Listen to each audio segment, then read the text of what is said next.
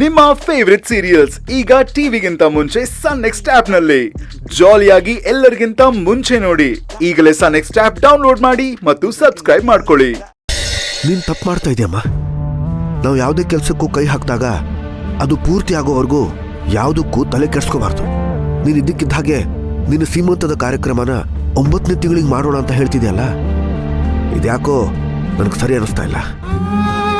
ನಮ್ಮ ತಾತ ಇದ್ದಿದ್ರು ಬಹುಶಃ ಇದನ್ನು ಒಪ್ತಾ ಇರಲಿಲ್ವೇನೋ. ಅಲ್ಲ, ನೀನ್ ನಿರ್ಧಾರ ಮಾಡೋದಕ್ಕಿಂತ ಮುಂಚೆ ನನ್ನನ್ನ ಒಂದು ಮಾತು ಕೇಳಬೇಕಾಗಿತ್ತಲ್ವಾ? ಅಣ್ಣ, ಕಾರ್ಯಕ್ರಮ ಅಂದ್ರೆ ಸಂಭ್ರಮ ಇರಬೇಕು, ಎಲ್ರ ಮುಗ್ದಲ್ಲೂ ಗೆಲುವಿರ್ಬೇಕು. ಬಳೆ ತೊಡ್ಸೋ ಕಾರ್ಯಕ್ರಮ ಅಂದ್ರೆ ಬರೀ ಮುತ್ತೈದೆಯರು ಬಂದು ಆಶೀರ್ವಾದ ಮಾಡೋದಲ್ಲ ಅಲ್ವಾ.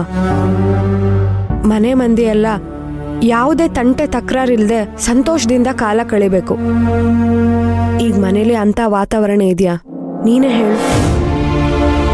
ತಾತ ಆಶ್ರಮದಲ್ಲಿದ್ದಾರೆ, ನೀನು ಸುರ್ಬಿ ಹುಡುಕಾಟದಲ್ಲಿದೆಯಾ?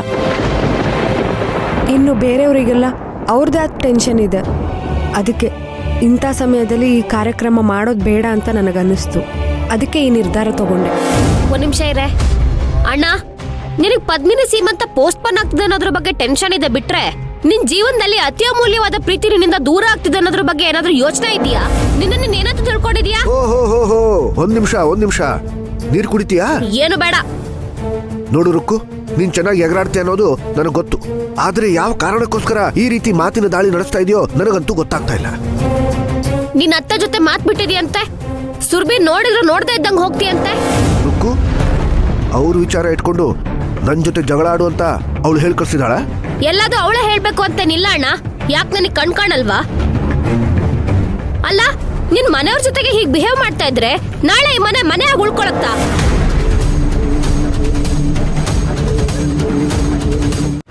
ಏನೋ ಹುಡುಗಾಟಿಕೆಯಲ್ಲಿ ಒಂದು ಅಚಾತುರ್ಯ ನಡೆದೋಯ್ತು. ನೀನ್ ಅದೇ ವಿಷಯ ಇಟ್ಕೊಂಡು ಅತ್ತೆ ಮತ್ತೆ ಸುರ್ಬಿ ವಿರುದ್ಧ ದಿಮಾಗ್ ತೋರಿಸ್ತಿದ್ಯಂತೆ. ಇದು ತಪ್ಪಲ್ವಾ? ರುಕ್ಕು, ಈಗ ನಾನು ಇದರ ವಿರುದ್ಧ ಈ ರೀತಿ ಪ್ರತಿಕ್ರಿಯೆ ತೋರಿಸದೇ ಇದ್ರೆ ಮುಂದೆ ಇದನ್ನೇ ಅಭ್ಯಾಸ ಮಾಡ್ಕೊಂಡ್ಬಿಡ್ತಾರೆ. ನಿನಗೆ ಕೆಲವೊಂದು ಸೂಕ್ಷ್ಮವಾದ ವಿಚಾರಗಳು ಗೊತ್ತಾಗಲ್ಲ. ನೀನು ಚಿಕ್ಕವಳು, ಸುಮ್ಮನೆ ಇದ್ಬಿಡು. ನಾನು ಹೈಟಲ್ ಚಿಕ್ಕವಳಿರ್ಬೋದು, ಆದ್ರೆ ಎಲ್ಲಾ ವಿಷಯದಲ್ಲೂ ನಿಮ್ ಸರಿಸಮಾನವಾಗಿ ಯೋಚನೆ ಮಾಡ್ತೀನಣ್ಣ. ಏಯ್ ಸಿಸ್ಟ್ರು, ನೀನ್ ಬರೀ ಮಗು ಸೀಮಂತ ಅನ್ನೋದ್ರ ಬಗ್ಗೆನ ಯೋಚನೆ ಮಾಡೋದನ್ ಬಿಟ್ಟು ಅಣ್ಣ ಆಡ್ತಿರೋದ್ರ ಬಗ್ಗೆನೂ ಸ್ವಲ್ಪ ಬುದ್ಧಿ ಹೇಳು. ಹೌದು ಅಣ್ಣ, ರುಕ್ಕು ಹೇಳ್ತಾ ಇರೋದು ಸರಿಯಾಗಿದೆ.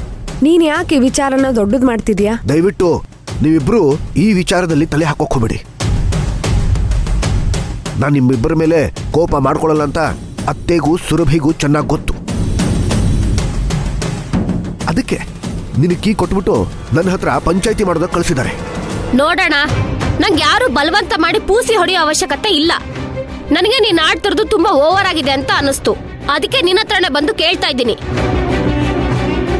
ಇದೇ ಕೆಲ್ಸ ನಾನ್ ಮಾಡಿದ್ದಿದ್ರೆ ನೀನ್ ಹೀಗೆ ಊಟ ಬಿಟ್ಕೊಂಡು ಮುಖ ತಿರ್ಸ್ಕೊಂಡು ಹೋಗ್ತಿದ್ಯಾ? ಕಣಮ್ಮ, ನಾನು ಹೇಳ್ತಾ ಇರೋದು ನಿನ್ ವಿಚಾರ ಬೇರೆ, ಅವಳು ವಿಚಾರ ಬೇರೆ, ಸಂಬಂಧ ಬೇರೆ ಅಂತ ನೀನ್ ವ್ಯತ್ಯಾಸ ಮಾಡಿ ಮಾತಾಡ್ಬೇಡ. ಇಲ್ಲಿ ಎಲ್ರು ನಮ್ಮೋರೆ. ಮನೆ ಹಿರಿಯನಾಗಿ, ಊರ್ ಯಜಮಾನ ಆಗಿ ನೀ ಎಲ್ಲದನ್ನು ಸಹಿಸ್ಕೊಂಡು ಎಲ್ರಿಗೂ ಬುದ್ಧಿ ಹೇಳಿ ಎಲ್ರನ್ನು ಸರಿದಾರಿಗೆ ತರಬೇಕಾಗಿದ್ದು ನಿನ್ ಕರ್ತವ್ಯ.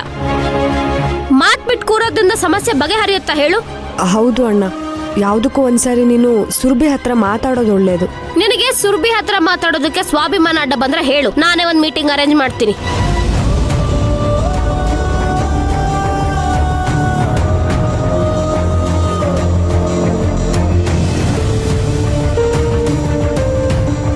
ಇದು ಬರೀ ಸ್ವಾಭಿಮಾನದ ಪ್ರಶ್ನೆ ಅಲ್ಲಮ್ಮ. ನಾಳೆ ಈ ವಿಚಾರ ಊರಿನವ್ರಿಗೆ ಗೊತ್ತಾದ್ರೆ ಊರ್ ನಾಯಕ ಊರಿಗೊಂದು ನ್ಯಾಯ, ಮನೆಯವ್ರಿಗೊಂದು ನ್ಯಾಯ ಮಾಡ್ತಾನೆ ಅಂತ ತಪ್ಪಾಗಿ ತಿಳ್ಕೊತಾರೆ.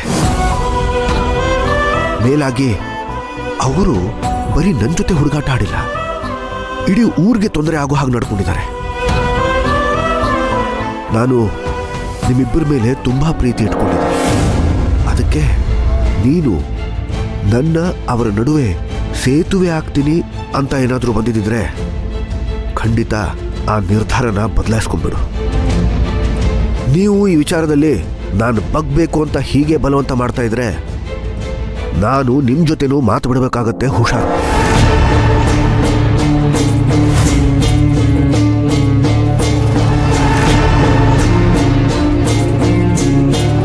ಅಬ್ಬಬ್ಬಾ, ನಿನಗೂ ನನ್ನಷ್ಟೇ ಹಠ ಇದೆಯಲ್ಲಣ್ಣ. ಇರ್ಲಿ, ಒಳ್ಳೇದೆ. ಆದ್ರೆ ಟೈಮ್ ಹೀಗೆ ಇರಲ್ಲ, ಎಲ್ಲದೂ ಬದಲಾಗತ್ತೆ. ಆಗ ನೀನ್ ನನ್ನನ್ನು ಬದಲಾಯಿಸಕ್ಕಾಗಲ್ಲ. ಇನ್ಮೇಲೆ ನಾನ್ ನಿಮ್ ಮಧ್ಯ ಬರಲ್ಲ. ನೀನಾಗ್ ನೀನೇ ಬಂದು ಕಾಂಪ್ರಮೈಸ್ ಮಾಡಿಸು ಅಂದ್ರು ನಾನು ಇದಕ್ಕೆ ಕೇರ್ ಮಾಡಲ್ಲ. ಒಂದ್ ವೇಳೆ ಈ ವಿಷಯದಲ್ಲಿ ನೀನ್ ಬದಲಾದ್ರೂ ಆಗ್ಬೋದು, ಆದ್ರೆ ನಾನಂತೂ ಕಲ್ ಬಂಡ ತರ ನಿಂತಿರ್ತೀನಿ. ಕೋಪ ಜಿದ್ದು ನಿನ್ನೊಬ್ಬಂದೇ ಆಸ್ತಿ ಅಲ್ಲ, ನೋಡ್ಕೋತೀನಿ. ರುಕು ರುಕು, ಇದೇನಮ್ಮ ಹೀಗೆ ಹೇಳ್ಬಿಟ್ಟು ಹೋಗ್ತಿದ್ದಾಳೆ? ಸರಿಯಾಗೆ ಹೇಳಿದಾಳೆ. ಅತಿಯಾಗಾಡಿದ್ರೆ ಯಾರೂ ಸಹಿಸ್ಕೊಳ್ಳಲ್ಲ. ನೀನು ಸ್ವಲ್ಪ ಇದ್ರ ಬಗ್ಗೆ ಯೋಚನೆ ಮಾಡ್ಬೇಕಲ್ವಾ? ಪದ್ಮಿನಿ,